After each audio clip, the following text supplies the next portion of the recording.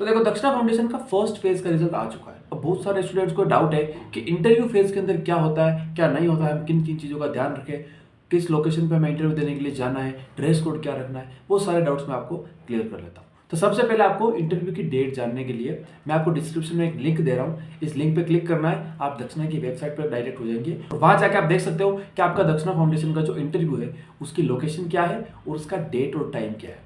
एक बार आप वहाँ जाके लोकेशन देख लो, वो आपके लिए बेस्ट रहेगा। अगर ये लिंक वर्क नहीं कर रहा है तो आप दक्षिणा फाउंडेशन की ऑफिशियल वेबसाइट पे जाके भी चेक कर सकते हो।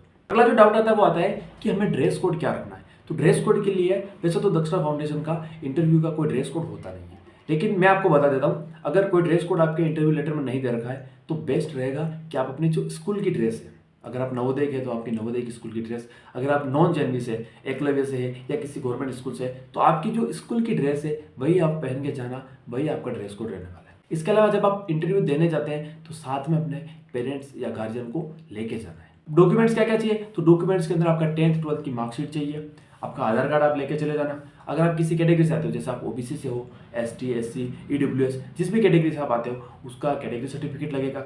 इसके अलावा आपने का जो इनकम सर्टिफिकेट लगा, क्योंकि इनकम सर्टिफिकेट इनकम भी एक क्राइटेरिया है। इसके अलावा आपको आपके जो घर का एक वीडियो रिकॉर्ड करके ले जाना है, जो आपको बताना पड़ेगा कि ये हमारा घर है।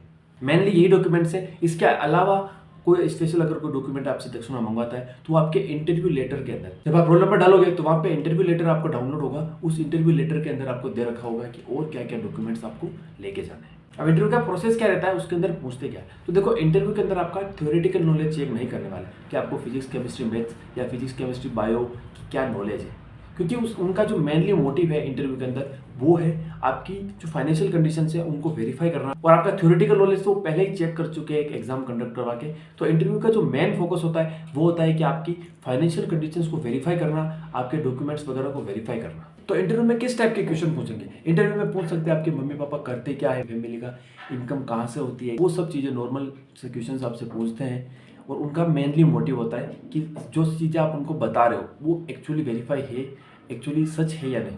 तो दक्षिणा का मेनली जो मोटिव है वो है ऐसे स्टूडेंट्स को नीट और जेईई की कोचिंग प्रोवाइड करना जो फाइनेंशियली उतने ज़्यादा स्ट्रॉन्ग फैमिली से नहीं आते हैं कि वो नीट और जेईई की प्राइवेट कोचिंग को अफोर्ड कर सकें। तो वो मेनली यही वेरीफाई करते हैं कि क्या आप हकीकत में ऐसी फैमिली से आ रहे हो या नहीं।